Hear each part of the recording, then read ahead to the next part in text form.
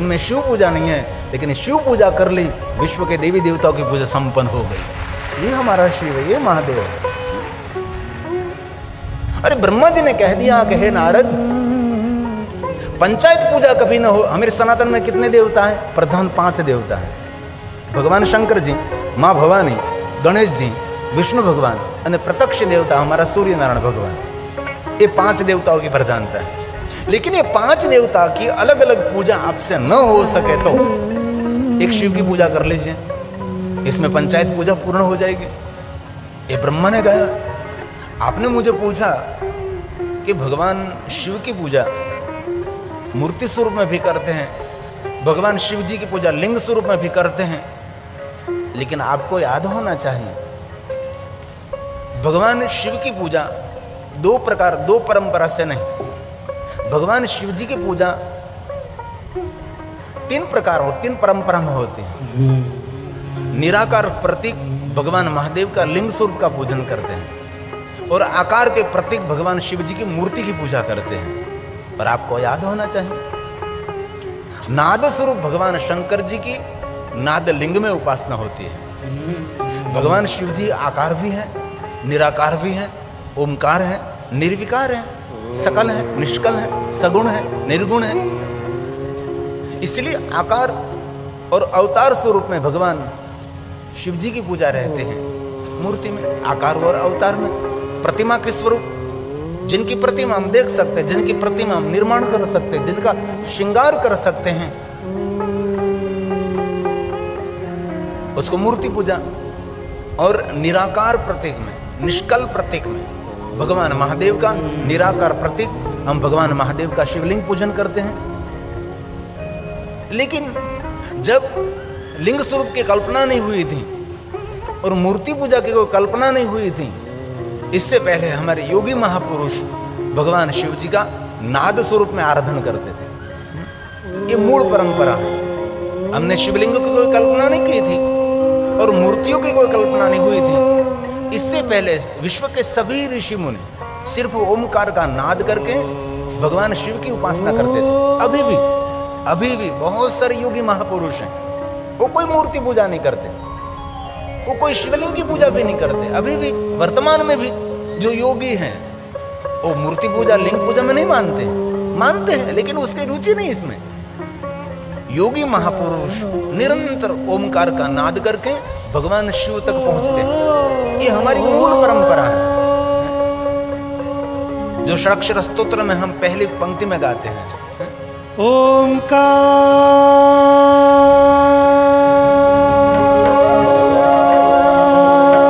ओमकार बिंदु, ये हमारी मूल परंपरा है। ओमकार बिंदु संयुक्तम नित्यम ध्यायन्ते, ये हमारी मूल परंपरा। ओंकार बिंदु संयुक्तम। अभी भी वर्तमान में भी बहुत सारे योगी हैं, ये सिर्फ ओमकार का नाद करते हैं, अ, उ और म। अभी मनोविज्ञान ने भी जाहिर कर दिया कि ओमकार के नाद करने से आपकी मनोवृत्ति सकारात्मक हो सकती है, आपकी विचारधारा सकारात्मक हो सकती है, आपका व्यवहार सकारात्मक हो सकता है, और वो शारीरिक और मानसिक आपको बहुत सारा काम आपका हो सकता है। लेकिन आलसी लोग नहीं करते, कभी नहीं करते, थोड़े मिनटों के लिए भी नहीं करते। योगी महापुरुष ओमकार का नाद करके अपनी कामना की पूर्ति कर लेते थे। वो कोई वृक्ष को दुख नहीं देते, पत्ते तोड़ते हैं, फूल तोड़ते हैं, ये सब कुछ नहीं होता उनके पास। और मूर्ति का कोई श्रृंगार करना योगी महापुरुषों की परंपरा नहीं है।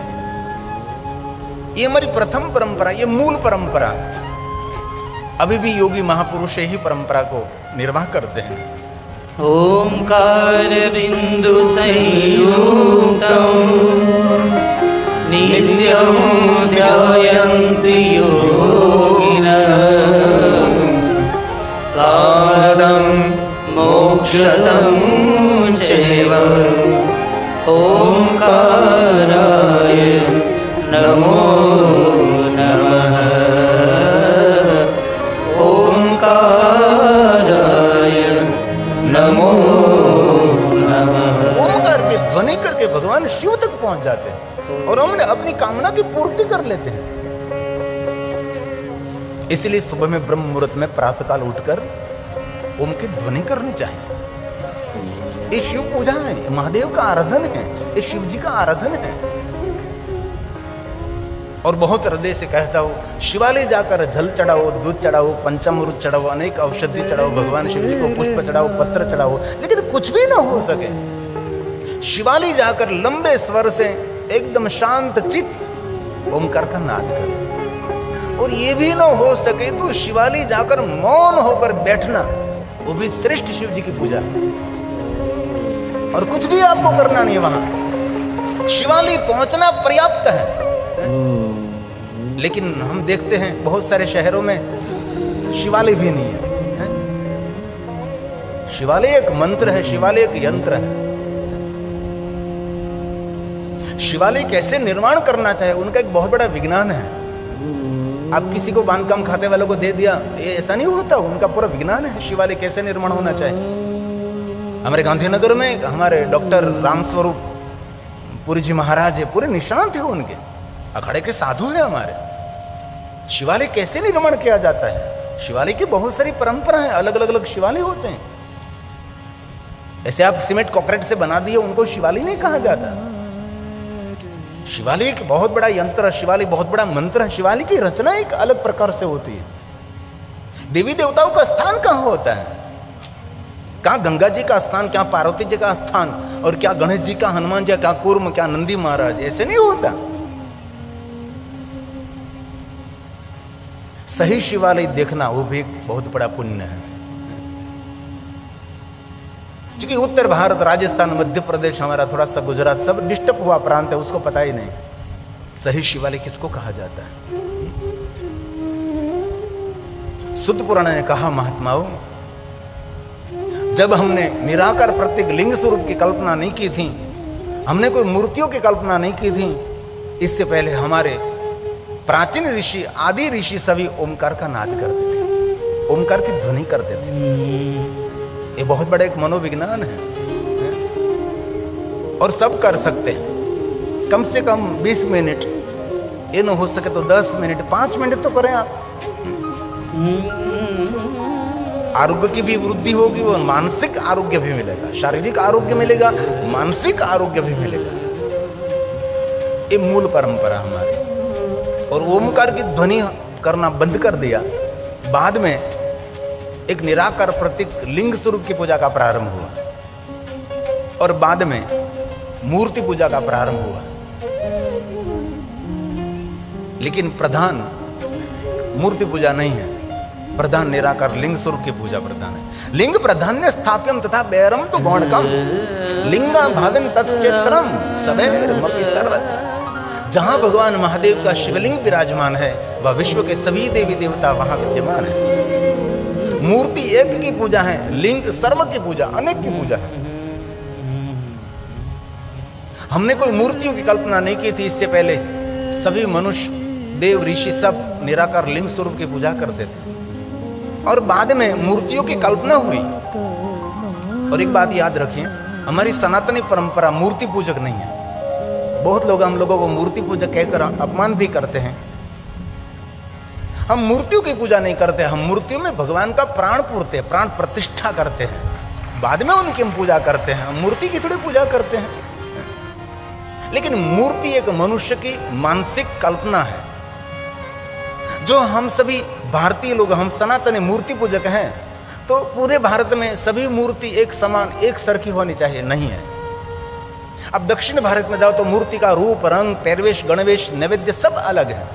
आप उड़ीसा की ओर जाओ तो मूर्ति के रूप रंग अलग, गुजरात की ओर जाओ, मध्य भारत में रहो और उत्तर भारत में रहो, सभी की मूर्ति, रूप, रंग, पैरवेश, गणवेश सब कुछ अलग है, क्योंकि हम मूर्ति पूजक नहीं है। हम निराकार के उपासक भगवान महादेव की शिवलिंग की उपासना करते हैं। इसलिए पूरे भारत में शिवलिंग एक समान है।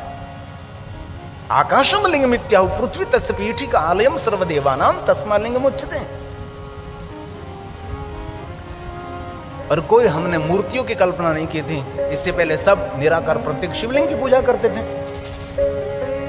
बाद में मूर्तियों की कल्पना हुई। बहुत सारे देवताओं का शास्त्रों में थे वर्णन सुनकर, ये वर्णन के अनुसार हमने मूर्तियों की कल्पना की। और मूर्ति के बाद अवतार की परंपरा अस्तित्व में आई।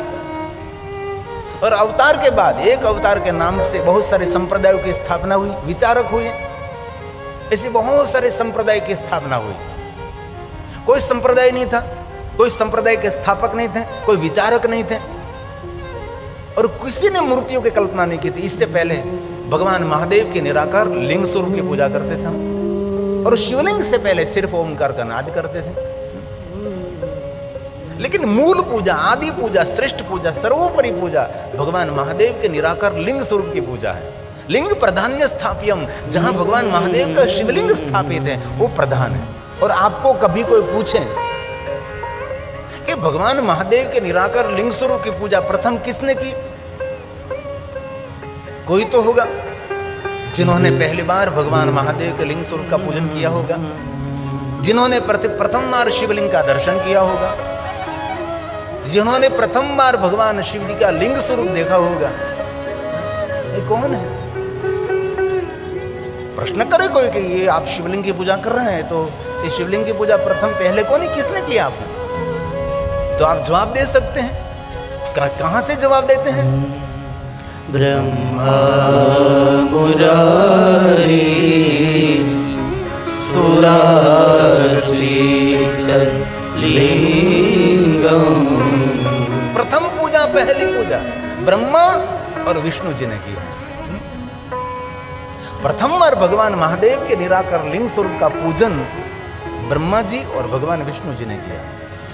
जिस दिन भगवान महादेव के शिवलिंग पूजा का प्रारंभ हुआ उनको हम क्या कहते हैं? महाशिवरात्रि कहते हैं। महाशिवरात्रि भगवान शिव जी का विवाह का दिन नहीं है, लग्न का दिन नहीं है। महाशिवरात्रि भगवान महादेव के शिवलिंग प्रागट्य का दिन है।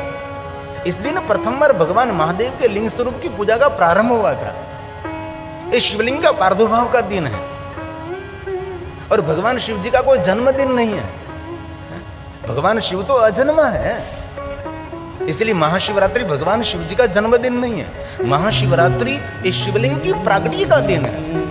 इस दिन से भगवान महादेव के निराकार के प्रत्येक लिंग स्वरूप का पूजन का प्रारंभ हुआ है, उसको महाशिवरात्रि कहते हैं। तो ब्रह्मा और मुरारी ने दोनों ने मिलकर भगवान महादेव के निराकार लिंग स्वरूप का पूजन किया। तो प्रश्न ये उठेगा कि ब्रह्मा ने और विष्णु भगवान ने भगवान महादेव के निराकार लिंग स्वरूप का पूजन किया तो किस द्रव्यों से किया होगा? प्रश्न तो हो सकता है, जल से किया, गंगा जल से किया, दूध से, पंचामृत, किससे पूजन किया होगा? शिव जी की पूजा की कोई सामग्री तो होनी चाहिए ना। किस सामग्री से पूजा की होगी ब्रह्मा जी ने, विष्णु जी ने?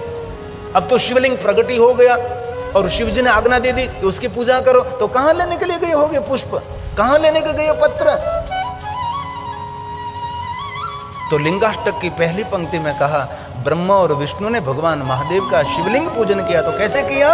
निर्मल शोभित लिंगम। निर्मल भाव से भगवान महादेव का पूजन किया है। इस श्रेष्ठ महादेव की पूजा है निर्मल भाव। मन निर्मल नहीं है, भाव निर्मल नहीं है, और आप भगवान को दूध चढ़ा रहे हैं, जल गंगा जल चढ़ा रहे हैं, क्या अर्थ है इनका होगा? इसलिए बहुत दिल से मैं कहना चाहता हूं, भगवान शिव जी को जल, गंगा जल, द्रव्य, सौभाग्य द्रव्य, अन्य अन्य द्रव्य चढ़ाओ न चढ़ाओ, लेकिन भगवान शिव के सामने हमारा भाव निर्मल होना चाहिए। वो सबसे बड़ी शिव पूजा है। लेकिन हमारा तो कोई भाव निर्मल है ही नहीं। कितनी सुंदर पंक्ति है, निर्मल भाषित, मन में कोई मल नहीं, मल रहित जीवन। ब्रह्मा और विष्णु ने भगवान शिव जी को अर्पण कर दिया, हमारा निर्मल जीवन भगवान हम आपको अर्पण करते हैं। ये शिव की पूजा है। और वास्तव में शिव पूजा का वर्णन किया गया भगवान विष्णु जी ने देवताओं के सामने किया कि पत्र चढ़ाओ, पुष्प चढ़ाओ, जल चढ़ाओ, गंगा जल चढ़ाओ, पंचामृत चढ़ाओ। ये जरूर भगवान शिव की पूजा, उसको क्रिया कहते हैं, क्रिया कहते हैं। लेकिन सच्ची शिव पूजा उनको कही जाती है, शिव शब्द का अर्थ है कल्याण। जिनके हृदय में जीव जंतु सबके प्रति संपूर्ण कल्याण का भाव उठे, वो 24 घंटे महादेव की पूजा कर रहा है, निरंतर शिव पूजा हो रही है। क्योंकि शिव जी की पूजा एक भाव है, शिव जी की पूजा कोई सामग्री नहीं है। अब शिव जी को इतनी छोटी दृष्टि से ले रहे हैं आप, हैं?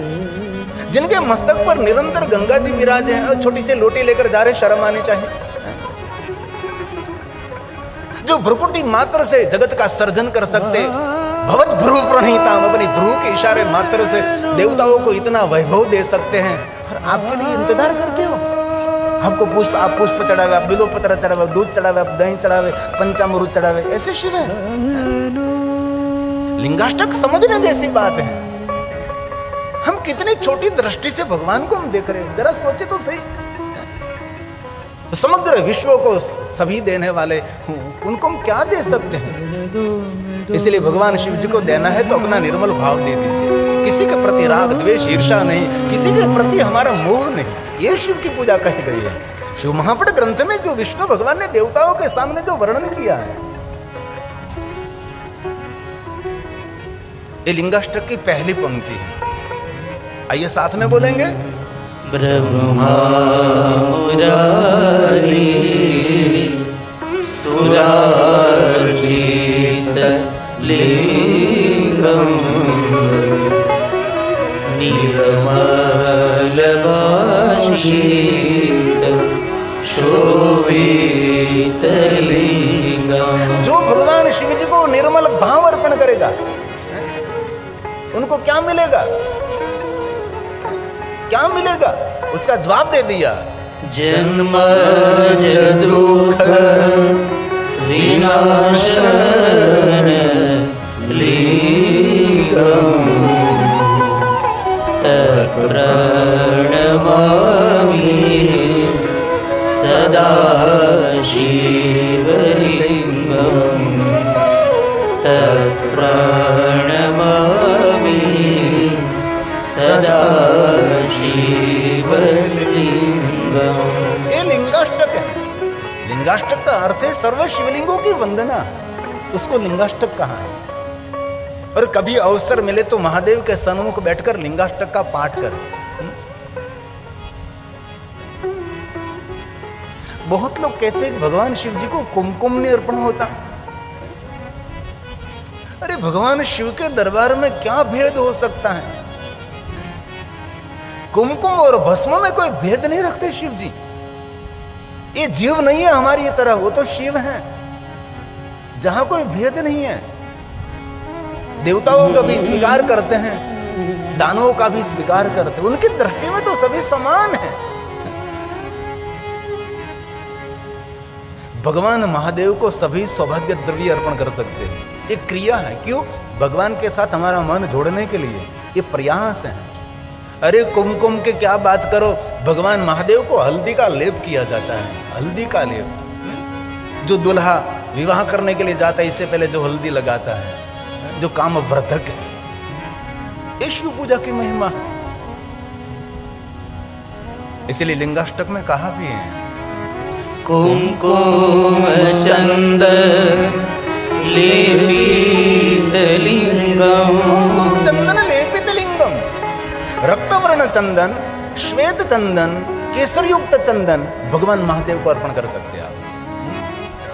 चंदन एक रक्तवर्ण है, एक श्वेत चंदन है, और श्वेत चंदन में थोड़ा सा केसर मिला दीजिए तो ऐसा चंदन हो जाएगा, केसरयुक्त चंदन। गंगा जल मिलाकर जो सुखड़ है, जो चंदन का काष्ठ है, उनको तख्ते पर घिसना पड़ता है। ये जो आप कपाल में लगा कर निकलते हैं वो तो कलर केमिकल हैं, वो तो आपका दिमाग खराब है। ऐसे बनाना पड़ता है, देखिए टेलीविजन में ऐसे चंदन घिसना पड़ता है, चंदन बनाना पड़ता है। बाजार में ऐसे आप लेकर आते कलर, वो तो केमिकल है, वो क्या चंदन है? ये नहीं चढ़ाते भगवान को। अपने हाथ से चंदन घिसना पड़ता है, तकात लगानी पड़ती है तख्ते पर, और इससे पर बाद में उसके अंदर गंगा जल केसर मिश्रित करके भगवान को चंदन का लेप करते हैं।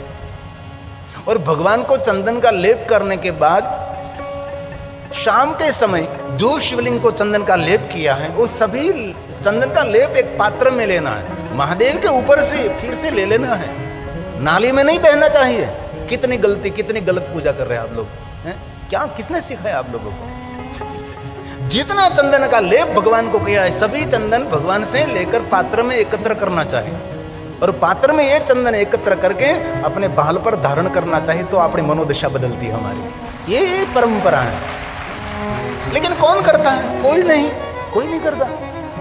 हमारे काशी विश्वनाथ में ऐसा किया जाता है और यहाँ महाकालेश्वर में भी ऐसा किया जाता है कि बाबा को चंदन लगाने के बाद दूसरा स्नान हो और श्रृंगार होने के बाद भगवान को स्नान नहीं करा सकते आप।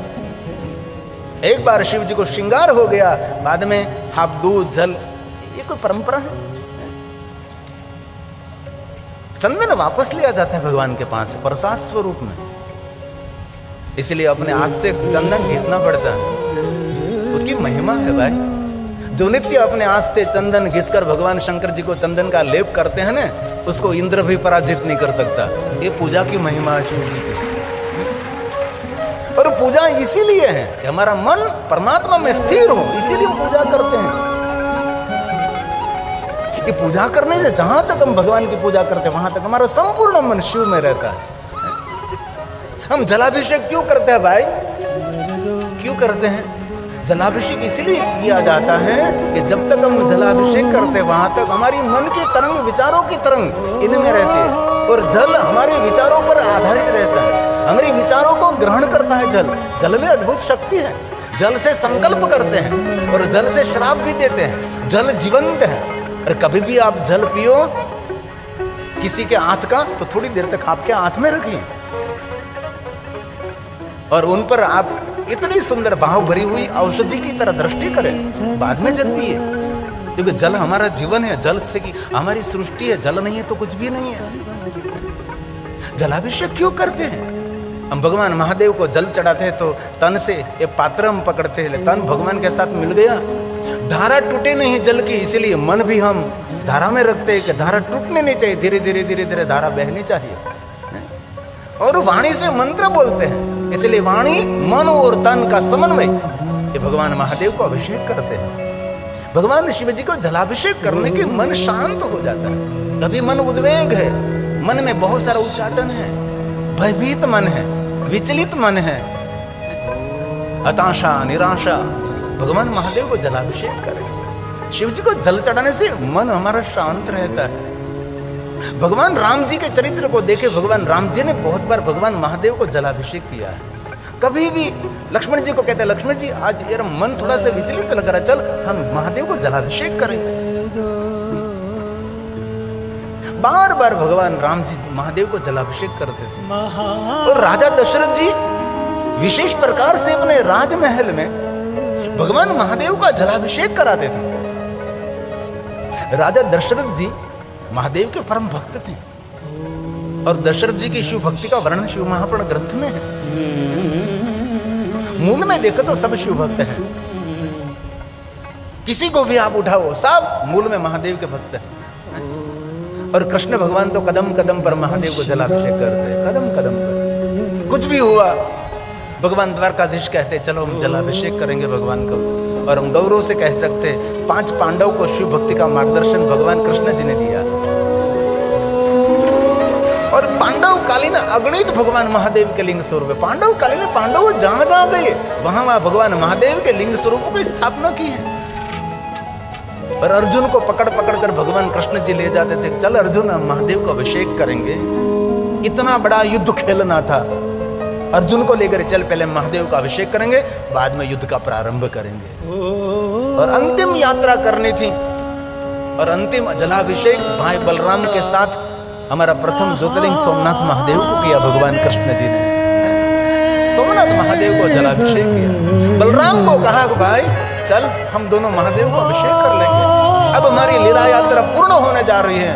और भाई बलराम के साथ भगवान द्वारकाधीश भगवान महादेव सोमनाथ को अभिषेक करते हैं और जग प्रसिद्ध अभिषेक हुआ है। ओम नमो भवा शर्वा रुद्र वरदा पुष्पनावते सार्जुनम वासुदेव अर्जुन के साथ महादेव को अभिषेक करते हैं। नमो भवाय शर्वाय रुद्राय वरदाय च। प्रभु राम ने एक शिवलिंग की स्थापना नहीं की है, भगवान राम जी ने अगणित शिवलिंगों की स्थापना की। जहां जहां भगवान राम जी यात्रा करने के लिए गए वहां राम जी ने भगवान महादेव के लिंग स्वरूप की स्थापना की है। अगणित लिंग स्वरूप भगवान राम जी ने स्थापित किए। इनमें से एक शिवलिंग को हमने ज्योतिर्लिंग रूप में स्वीकार लिया है, जिनको सेतबंधु रामेश्वर कहते हैं। ये राम जी ने भगवान महादेव की स्थापना की। हम बहुत समय पहले रामेश्वर महादेव कथा करने के लिए गए थे। मैंने रामेश्वर महादेव ने के सानिध्य में 4 कथा की है।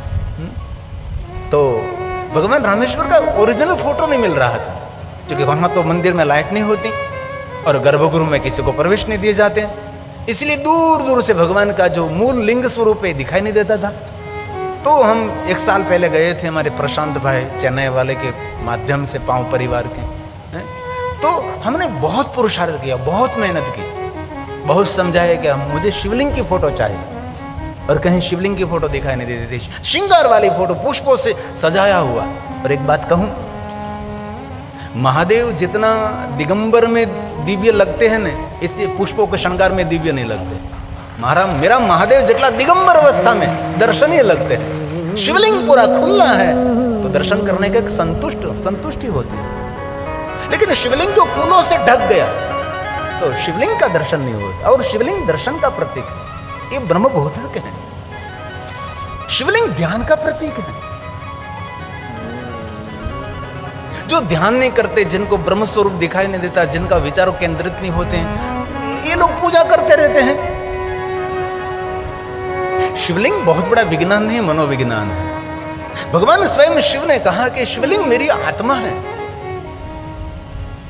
इसलिए बहुत सारे स्थानों पर हम जाते हैं दर्शन के लिए, तो पूरा शिवलिंग पुष्पों से श्रृंगार कर देते हैं, शिवलिंग का दर्शन नहीं होता। ये श्रृंगार है, पास में खुला शिवलिंग है, क्योंकि शिवलिंग दर्शन की महिमा है, दर्शन का प्रतीक है।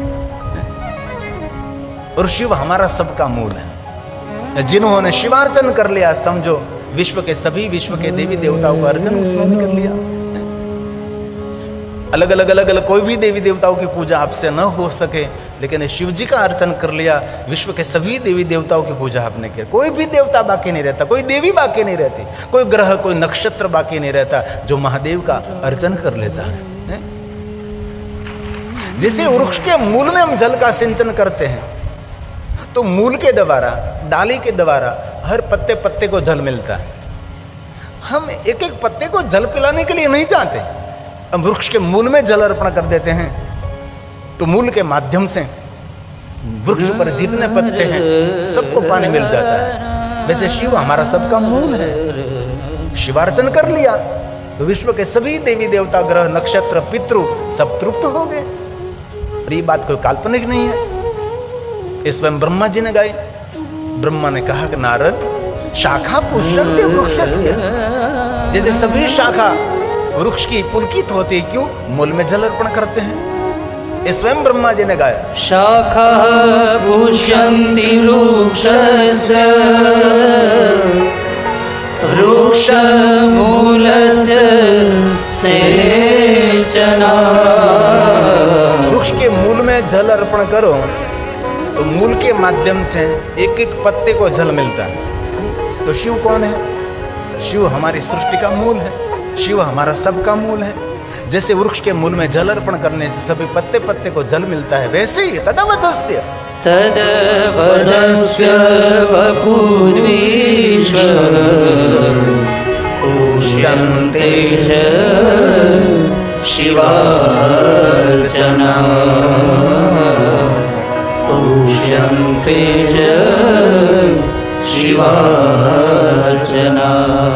शिव जी का अर्चन करने से सभी तृप्त। और एक बात कान खोलकर याद रखना, विश्व के देवी देवताओं की पूजा जीवन पर्यंत करते रहो, इनमें शिव पूजा नहीं है। कोई भी देवी देवताओं की पूजा करो, इनमें शिव पूजा नहीं है। लेकिन शिव पूजा कर ली, विश्व के देवी देवताओं की पूजा संपन्न हो गई। ये हमारा शिव है, ये महादेव है। अरे ब्रह्मा जी ने कह दिया कि हे नारद, पंचायत पूजा कभी ना हो। हमारे सनातन में कितने देवता हैं? प्रधान 5 देवता हैं। भगवान शंकर जी, माँ भवानी, गणेश जी, विष्णु भगवान और प्रत्यक्ष देवता हमारा सूर्य नारायण भगवान। ये 5 देवताओं की प्रधानता है। लेकिन ये 5 देवता की अलग अलग पूजा आपसे न हो सके तो एक शिव की पूजा कर लीजिए, इसमें पंचायत पूजा पूर्ण हो जाएगी। ये ब्रह्मा ने गाया। एकस्य ते अर्चना देव। एक शिव जी का अर्चन करने से, एक शिव का अर्चन करने से पंचायतन पूजनम जायते अन्य सुरेर्जेव संभवे नहीं सर्वदा संभवे नहीं सर्वदा। कोई भी देवता ऐसा नहीं कि एक की पूजा करिए और सबकी पूजा हो जाए। एक शिव ऐसे हैं तो भगवान शिव की पूजा करने से सभी देवताओं की पूजा संपन्न हो जाती है। और प्रातःकाल भगवान शिव जी की पूजा करना हमारा कर्तव्य है। जो प्रातःकाल महादेव का पूजन नहीं करते वो प्रकृति का ऋणी रहता है। मध्याह्न कामिकम, तो मध्याह्न शिव का पूजन करते हैं तो भगवान शिव जी उनकी कामना की पूर्ति करते हैं। और सायाह्न शांतिकम, संध्या समय जब भगवान शिव का पूजन करते हैं तो भगवान शिव जी शांति देते हैं। इसलिए शिव की पूजा 3 समय करनी चाहिए।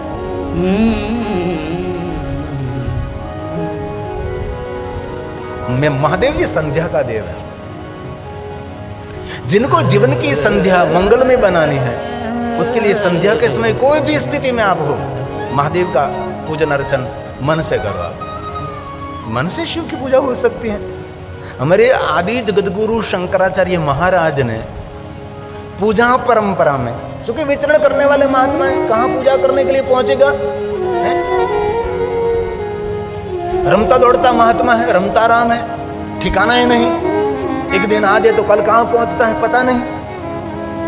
आदि जगतगुरु शंकराचार्य ने विचार किया कि शास्त्रों में कहा है कि हर मनुष्य को, देव को, सन्यासी सबको नित्य पूजा करनी चाहिए। रमता खेलता महात्मा रमता राम कहां पूजा करने के लिए जाएगा? तो आदि जगतगुरु शंकराचार्य ने कहा राजोपचार पूजा न हो सके, सोलोपचार करें, सोलोपचार पूजा न हो सके, पंचोपचार करें, पंचोपचार न हो सके, एकोपचार करें, वैराग्य उपचार करें। ये सभी शिव जी की अलग अलग पूजा है। राजाशाही ठाट माट से महादेव की पूजा करनी चाहिए। सोना, चांदी, हीरा, मोती, जवाहरात, श्वेतांबर, पीतांबर, लीलांबर, उसको कहते हैं राजोपचार। राजाशाही ठाट माट से पहले के राजा महाराजा ऐसे भगवान शिव का पूजन करते, सोना मोहर अर्पण करते, सोना, चांदी, हीरा, मोती, इतना जवाहरात भगवान महादेव को अर्पण करते थे। अब तो कोई राजोपचार पूजा ही नहीं करता। अब तो एक बस जल का लोटा चढ़ाओ, इसमें सब कुछ आ गया। ऐसा नहीं होता है? महादेव की राजोपचार पूजा, राजाशाही ठाट माट से पूजा। ये ना हो सके तो सोलोपचार पूजा करे, पंचोपचार करे, एकोपचार करे, बस। और ये ना हो सके तो वैराग्य उपचार, सिर्फ महादेव को भस्म का त्रिपुंड कर दीजिए, हो गई शिव की पूजा। अरे भस्म का त्रिपुंड भी नहीं है तो इस मिट्टी का तिलक करो, मिट्टी का तिलक से भगवान महादेव की पूजा हो सकती। क्या शिव जी की दुनिया है। महादेव सबसे निराले, सबसे निराले, सबसे अलग, सबसे जुदा है।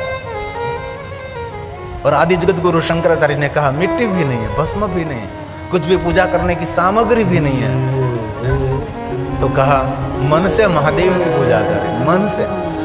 कितनी सुंदर है। वैसे तो हम पूजा करने के लिए बैठते तो हमारा मन बहुत भटकता है, इधर उधर ध्यान देते, कौन आया कौन गया, ये सब कुछ ध्यान रहता है ना। आप पूजा करते शिवालय में, लेकिन आपका मन तो नहीं है शिव में। ये तो लोग दर्शन करने के लिए आते, कौन आते, कौन जाते, क्या लाते, क्या अर्पण करते हैं, इनमें हमारा ध्यान रहता है।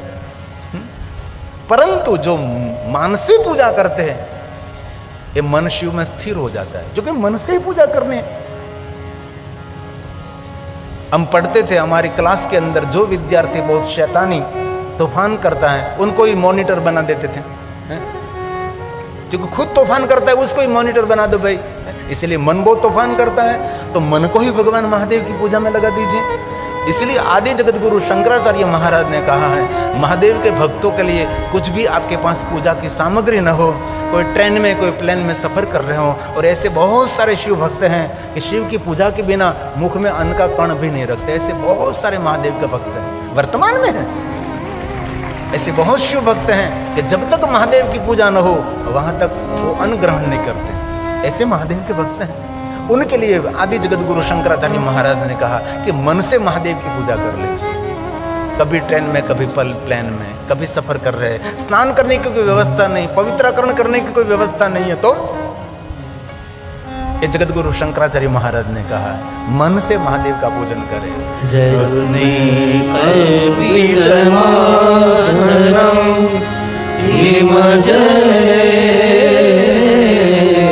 मन से जब भगवान महादेव की पूजा करो तब घर का जल नहीं, सामान्य जल नहीं, अरे गंगा जल भी नहीं, हिम जल, हिमालय के सरोवर पर जितने जितने सरोवर हैं उसका जल महादेव को अर्पण करे, उसको हिम जल कहते हैं। और ठंडा जल भी, हिमालय पहाड़ पर बहुत सारे सरोवर हैं, अंडमान लेक से लेकर वासुकी लेक से लेकर मानस सरोवर, मानसरोवर नहीं, मानस सरोवर, उसका सही नाम है ब्रह्म सरोवर, जो ब्रह्मा जी ने निर्माण किया। राक्षस ताल है और एक ब्रह्म सरोवर है, जो कैलाश गए होंगे उसको पता है। क्योंकि मन से, और पूजा करने से पहले मन से अपने को भी पावन करें। भगवान की पूजा करने तब मन से घर में स्नान नहीं करना है, हरिद्वार भी नहीं, ऋषिकेश भी नहीं, उत्तरकाशी भी नहीं, गंगोत्री भी नहीं, गौमुख तक पहुंचना है ना, क्योंकि मन से पहुंचना है। ऐसे मन से भगवान महादेव की पूजा के लिए स्नान कर लीजिए, सुंदर पवित्र वस्त्र धारण करिए, मन से भाल में भस्म का त्रिपुंड करिए, बहुत सारी रुद्राक्ष की माला ग्रहण करके धारण करके भगवान महादेव की पूजा का प्रारंभ करें। आदि जगत गुरु शंकराचार्य ने कहा। एक कथा में बहुत बड़ा समूह था, तो सभी बहनें उठकर चली गई। कथा पूर्ण होने के बाद एक बहन बैठी रही। सभी आयोजक मित्र मिलने के लिए आए कि क्यों बहन आप बैठे हैं? तो कि शुरू कथा में इस सभी बहनों के समूह में एक बिच्छू निकला था, तो ये बहन ने उसके हाथ के नीचे दबा दिया। जब तक कथा शुरू रही वहां तक उसको दबाए रखा कपड़े से, क्योंकि जो कहे कि बिच्छू निकला तो ये भाग कर कहां जाए पता नहीं। कथा पूर्ण हो गई।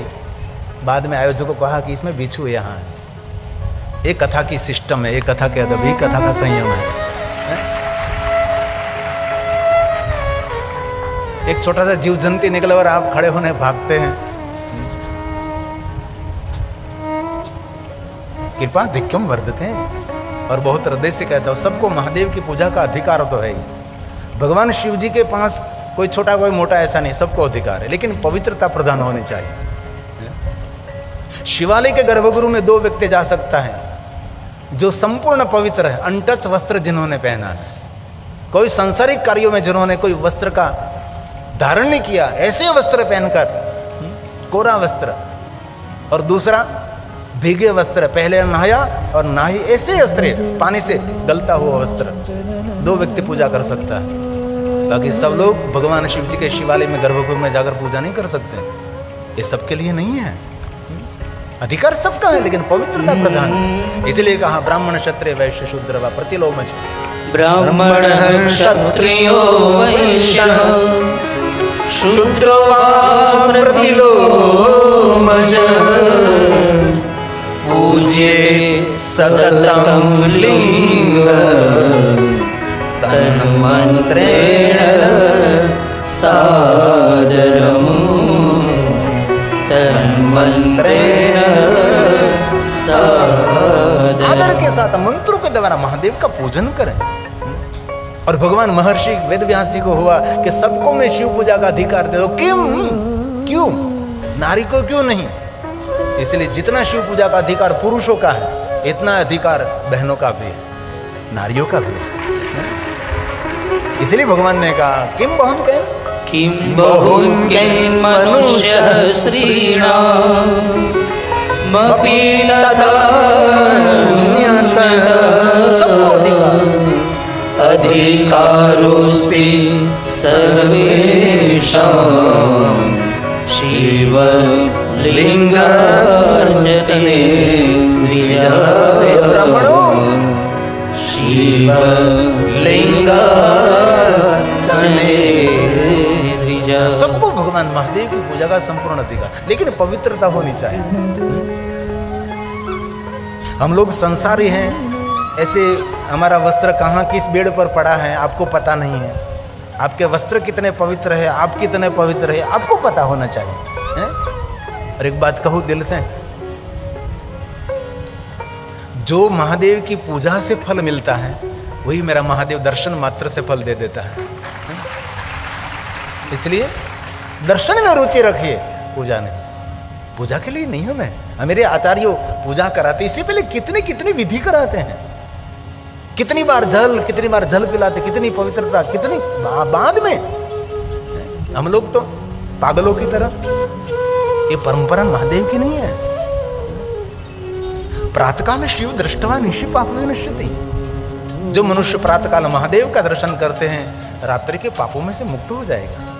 निशि मतलब रात्रि। और कहा आजन्म कृतम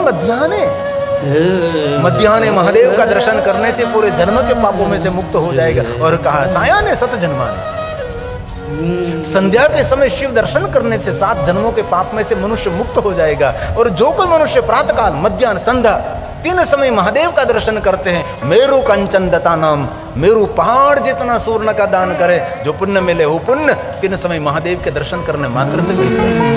ये दर्शन की महिमा, इसलिए महादेव के दर्शन करें। प्रातः काल शिवं दृष्ट्वा, महादेव का दर्शन प्रातःकाल और निशि पाप विनश्यति। इसलिए समय मिले तो तीनों समय, जो आपके पास समय है तो तीनों समय महादेव का दर्शन। एक बात कहूं,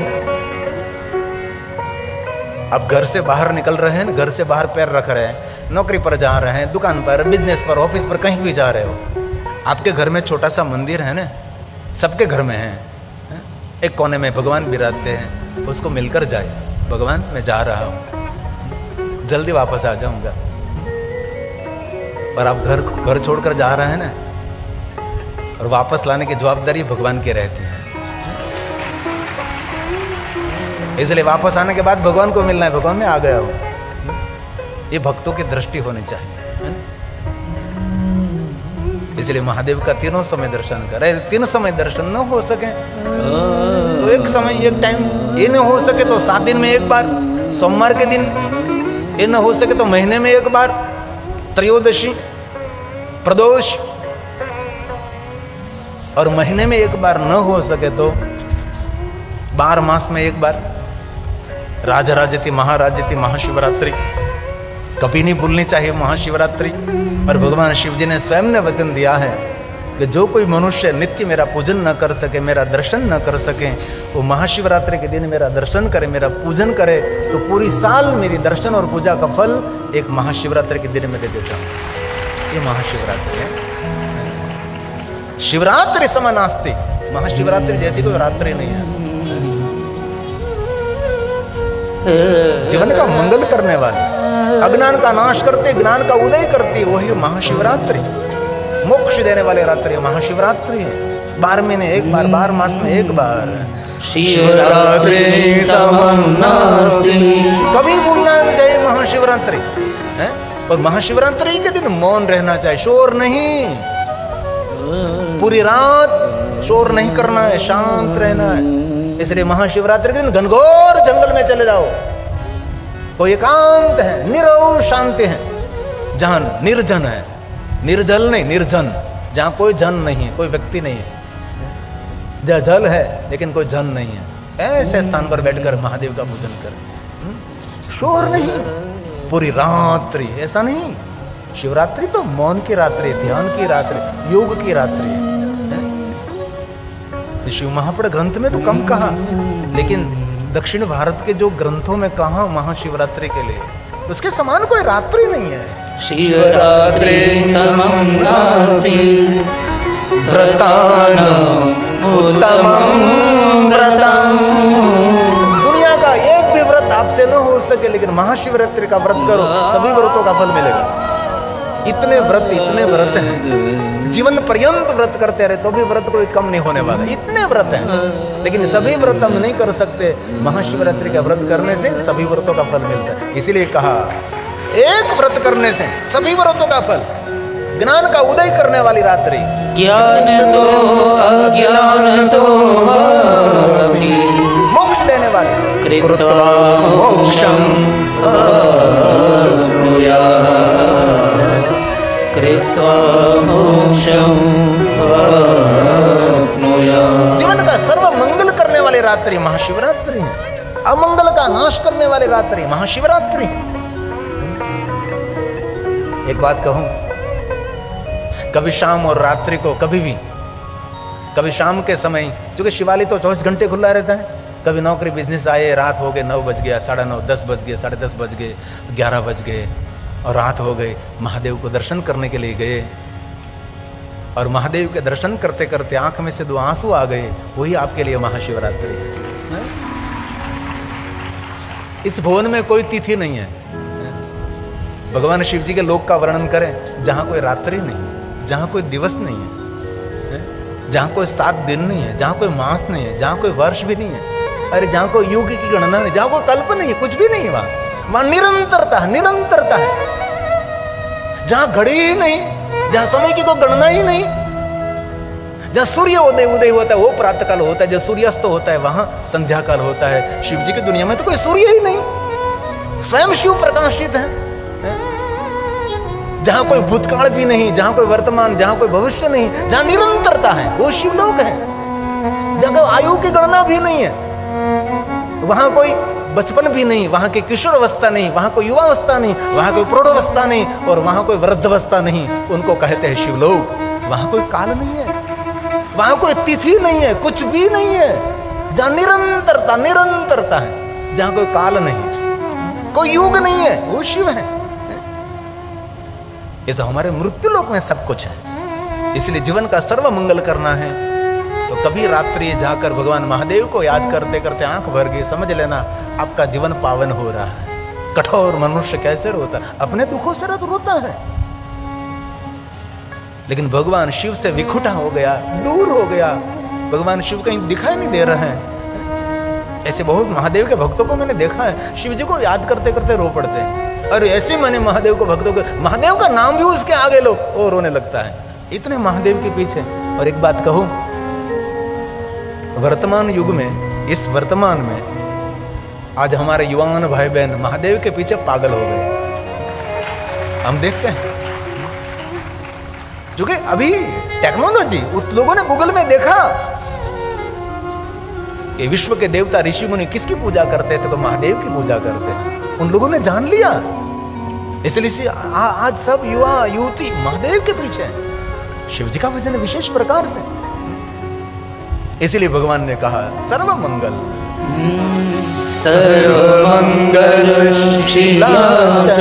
जीवन का सर्व मंगल करने के लिए महादेव योग करना चाहिए। रोगिष्ट शरीर ये सबसे बड़ा श्राप है। आपका शरीर रोगिष्ट हुआ, कारण क्या? आपने खाने पीने में परहेज ही नहीं रखी। और मैं दिल से कहता हूं, हमारा कर्तव्य, हमारा धर्म भगवान की पूजा नहीं है। भगवान ने दिया हुआ सुंदर मंदिर, उसका जतन करना, ये हमारी पहली पूजा है। लेकिन आप तो ध्यान ही नहीं रखते, शरीर का कोई ख्याल ही नहीं रखते। जीवन जीने का साधारण जमीन जागीर धन संपत्ति बैंक बैलेंस नहीं है, आरोग्य से भरा हुआ शरीर ये जीवन जीने का साधन है, लेकिन ध्यान ही नहीं। आदि जगत गुरु शंकराचार्य महाराज ने कहा कि कोई भगवान की पूजा नहीं, यही भगवान, यही अंदर विराजमान। सीमेंट कॉन्क्रीट का मंदिर तो हमने बनाया है और ये मंदिर तो हमने भगवान ने बना कर दिया है। वहां तो प्रतिमा विराजती है और यहां तो आत्मा विराजता है, स्वयं वो विराजते हैं। इसीलिए आदि जगत गुरु शंकराचार्य ने कहा ये आपके लिए मंदिर है, दूसरा नहीं मिलेगा। इसलिए खाने पीने में परहेज रखिए, योग करिए, प्राणायाम करिए, जल्दी उठिए, सुबह में प्रातःकाल ब्रह्म मुहूर्त में सूर्य प्रकाश लीजिए, खुली हवा में रहिए, घर में नहीं घुसे रहो। मेरे युवान भाई बहनों को हृदय से मेरी प्रार्थना है, जो अपने शरीर का ध्यान नहीं रखता वो भगवान का गुनहगार है। किसी व्यक्ति ने आपको रहने के लिए घर दिया है, ये घर आप गंदा कर दीजिए, तो ये जल्दी आप ये उसका घर खाली करा देगा, भाई कल करो, हमारा घर आप गंदा कर रहे हैं, तो ये घर भी जल्दी खाली करना पड़ेगा, है? इसीलिए शंकराचार्य महाराज ने कहा ये मंदिर है। आत्मा त्वं गिरिजामति सचरा प्राणं शरीरं यही मंदिर, यही पूजा है। पूजा ते विषयो भोग रचना निन्द्रा समाधि स्थिति। निंद्रा औषधि है, नींद आनी ही चाहिए। जिनको निंद्रा नहीं आती उनके लिए सबसे बड़ी दवा है सुबह में 1 घंटे तक कॉटन वस्त्र पहनकर अथवा खुले अंग पर सूर्य प्रकाश में रहिए। वैसे तो जाहिर में खुले शरीर कभी नहीं रहना चाहिए। हमारा एक सूत्र है, काया और माया किसी को दिखानी नहीं चाहिए। काया मतलब शरीर, किसी को दिखाना नहीं चाहिए, और माया किसी को दिखाना नहीं चाहिए। गोप्यम गोप्यम सर्वथाई, भोजन भजन खजाना यारी ये सब पर्दे के अधिकारी, है ना? भोजन भी एकांत में करो, भजन भी एकांत में करो, खजाना भी एकांत में रखना चाहिए, सब पर्दे के यार हैं। लेकिन हम लोग तो दिखावा बहुत करते हैं। ऐ सुत पुराण जी लिंगोत्पत्ति श्रुता शुभा श्रुत्वा यस्य प्रभावेन दुख नाशो भवेति। एक कथा श्रवण करने मात्र से मनुष्य को जीवन के सभी दुखों में से मुक्ति मिलेगी। आजकल धन संपत्ति का दुख तो लोगों को कम है, आज घर है, रहने के लिए सब कुछ है, लेकिन आजकल घर के अंदर कलेश बहुत है। कोई घर हमने ऐसा नहीं देखा जिनके घर में कलेश नहीं है। सबके घर में कलह होता रहता है, और घर का कलेश, इसमें कोई हार नहीं होती, किसी की जीत नहीं होती। घर में जो कलेश हो रहा है, तूफान हो रहा है, झगड़ा हो रहा है, इसमें किसी की हार नहीं, किसी की जीत नहीं। परंतु घर में कलेश होता है, में हार जीत नहीं होती, लेकिन घर में निराशा, तनाव, घर की खुशियां, सब कुछ खत्म। इसलिए बहुत हृदय से कहता हूं, घर में शांति से रहे। क्यों? इसलिए आज से कथा में निर्णय लेंगे, हम मौन रहेंगे। जितना मौन रहोगे भीतरी शक्ति खिलेगी, भगवान शिव की उपासना रहेगी, घर में शांति रहेगी, मानसिक शांति मिलेगी, और शांत भी रहो, मीठा बोलो। एक कथा श्रवण करके परिवर्तन होना चाहिए, तो भवे दुखो प्रभाव में दुख नाशो भवे। कथा के प्रभाव मात्र से, श्रुत्वा यस्य प्रभाव है ना दुख नाशो। सूत सूत महाभाग, ऐ सुत पुराण जी महाभाग्यवान, लिंगोत्पत्ति श्रुता शुभा श्रुत्वा प्रभावेण दुःख नाशो भवेदिह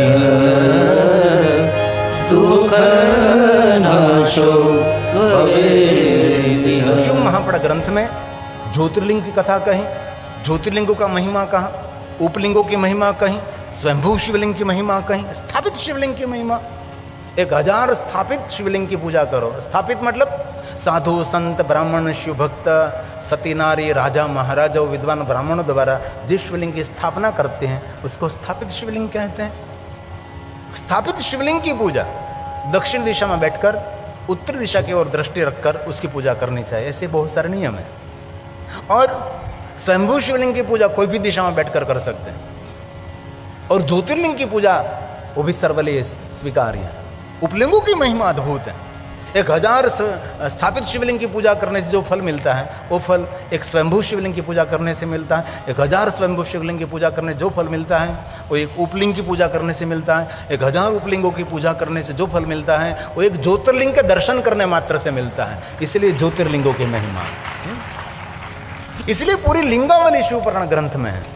इसमें सभी लिंगों का वर्णन मेरे पास है। चरलिंग, बिंदुलिंग, गुरुलिंग, आपके जो सदगुरु है वो भी गुरुलिंग है। पाषाणलिंग, बाणलिंग, स्फटिकलिंग, सुगंधिलिंग, पुष्पलिंग, उगधुमलिंग, पारदलिंग, पालुकालिंग, रसलिंग, सूरणलिंग, रजतलिंग, ताम्रलिंग, रत्नलिंग, दीपलिंग, ज्योतिर्लिंग, चलितलिंग, आत्मलिंग, पार्थेश्वरलिंग, भूमंडल एकलिंग, ऐसी बहुत सारी लिंगावली है। कभी लिंग स्थान में कथा रहती तो हम शिवलिंग पर ही बोलते रहते हैं कि शिवलिंग क्या है, शिवलिंग की महिमा क्या है। इसलिए कभी अवसर मिले तो मिट्टी में से शिवलिंग निर्माण करके उसका पूजन करना चाहिए। आप मृत्यु हरम काल मृत्यु हरम श्रापी विनाशनम सज्जन। मिट्टी में से शिवलिंग निर्माण करे, सुंदर नीचे पीठ बनावे, भगवान का आह्वान करे, उसका पूजन करें। जो मेरे विद्वान आचार्यों को ये विधि को परंपरा से परिचित रहते हैं, एक शिवलिंग से लेकर एक 10,000 शिवलिंगों की महिमा की पूजा है।